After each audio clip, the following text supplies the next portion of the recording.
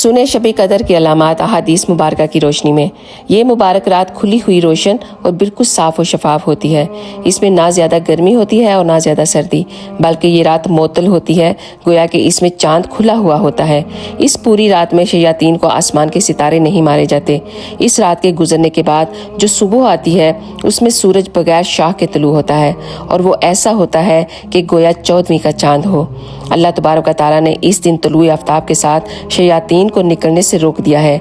इस एक दिन के अलावा हर रोज़ सूरज के साथ शैतान भी निकलता है, क्योंकि इस रात अल्लाह सुब्हान व तआला आसमान के फरिश्तों को ज़मीन पर उतारता है और फरमाता है कि जाओ, जो बंदे मेरी इबादत में मशगूल हैं उन सब को मेरी रहमत में लपेट लो।